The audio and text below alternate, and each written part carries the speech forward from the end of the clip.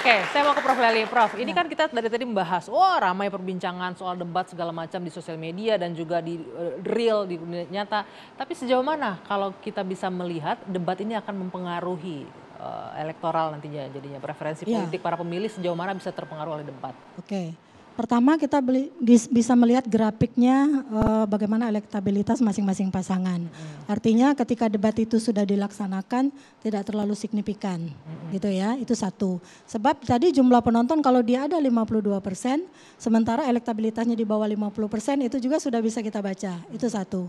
Yang kedua, kalau kita melihat kemenangan Pak Jokowi dengan Pak Prabowo, Pak Jokowi 56%, kita bulatkan saja, Pak Prabowo 44%.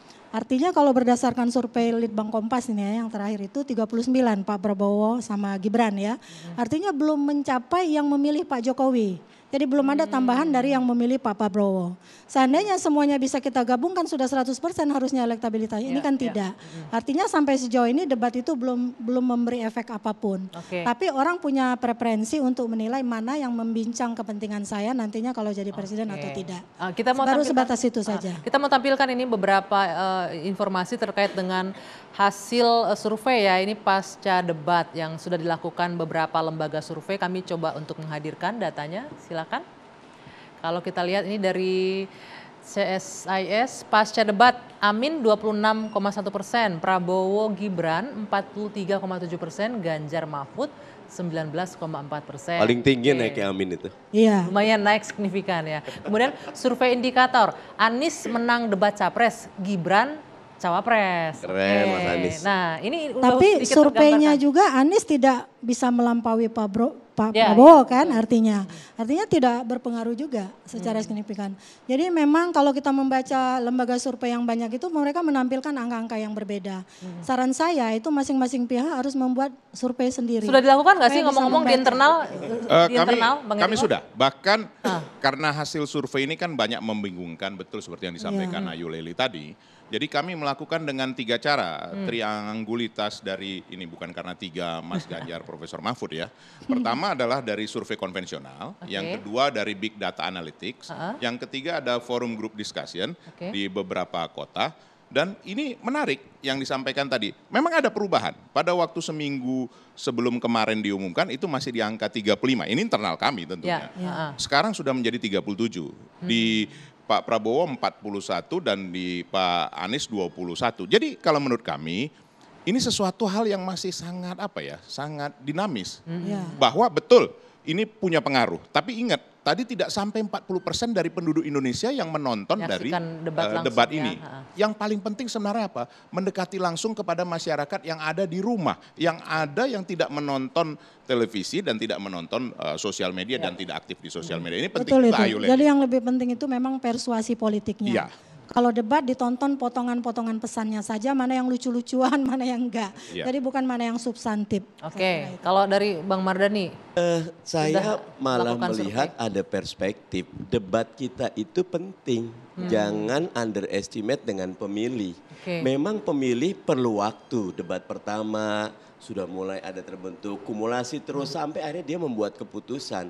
Ingat ada 3 momentum di 2024 yang tidak ada di 2019. Yang pertama terima kasih Pak Mardhani selalu mengingatkan 3 ini Pak Mardhani. Memang tidak bisa dipungkiri itu. Enggak ada masalah mau 3 mau 2 mau 1 kalau fakta disampaikan. Apa saja itu? Yang pertama 56% pemilih kita itu Gen Z dengan milenial. Dan mereka punya preferensi sendiri. Kalau dulu kita cuma satu sumber, kalau mereka pilih sendiri. Bisa dan dari contoh hari ini, platform, desak Anies itu menjadi trending topik dan waktu durasi nontonnya itu sangat tidak membosankan. Karena apa? Semua pertanyaan yang rumit-rumit, yang unthinkable, yang tajam bisa ditanyakan dan dijawab dengan penuh keyakinan oleh Mas Anies Baswedan. Makanya itu jadi salah satu trik kita. Kita tidak pernah underestimate dengan pemilih. Teman-teman ini pasti setelah ini akan terus kadang-kadang 1:30, 1:30 masih ada yang terus mengulik-ngulik. Anak saya SMP saja itu sudah mulai desak Anies. Menarik karena buat mereka, wah ini pencerahan. Pencerahannya yang kedua, kita sudah punya teknologi internet. Penetrasi handphone kita itu 2 kali jumlah penduduk. Jadi orang tuh bisa nyari. Dan jangan underestimate dengan debat. Walaupun potongan-potongan mungkin baru Stika, Prof, awalnya dia tertarik, habis itu dia menggali lagi. Makanya lihat lalu lintas traffic kita tinggi sekali sekarang. Artinya ada yang sedang bergerak. Dan bergerak itu di perubahan karena ingin yang berubah. Ketiga apa? Gitu. Yang ketiga. Yang ketiga tren perubahan. Itu juga benar. Jadi karena itu berlaku teori mere exposure namanya. Jadi makin sering didengarkan itu potongan pesannya, itu mungkin akan membuat perubahan. Tapi untuk saat ini belum ada loncatan perubahan yang signifikan. Betul, karena baru Mas dua, Yandri. baru dua. Nanti ada berikutnya. Gitu. Masih ada 3 debat lagi. Mas Yandri, Jadi silakan. hiruk pikuk perdebatan, hiruk pikuk konsolidasi, itu kan yang paling penting elektoral kan. Ya kan, sehebat apapun debat kalau tidak berpengaruh dengan elektoral pasangan capres itu buat apa? Dan terbukti dari semua mau 01 mau 03 itu mengakui bahwa sekarang yang paling tinggi itu Prabowo Gibran itu. Dan waktu masih ada 1 bulan ya. Oleh karena itu kami berkeyakinan insya Allah ini 1 putaran. Kenapa? Kalau 1 putaran itu ya biaya negara bisa banyak dihemat. Kita lebih cepat lagi untuk guyup gitu. Jadi tidak banyak lagi energi yang terbuang. Oleh karena itu yakin kita dengan situasi seperti ini, tren untuk Pak Prabowo itu insya Allah akan semakin diterima, apalagi Mas Gibran pasca debat itu membuat orang semakin kagum dengan Mas Gibran. Itu artinya Pak Prabowo dengan Mas Gibran ini bisa membuat kekuatan yang luar biasa. Insya Allah, Yakin 1 putaran ya? Insya Gimana? Allah, insya Allah, Nomor 3, insya Allah. nomor 1? Loh, hasil survei dari Kompas itu yang tidak dibiayai kan, itu kalau secara umum dibiayai oleh dirinya sendiri.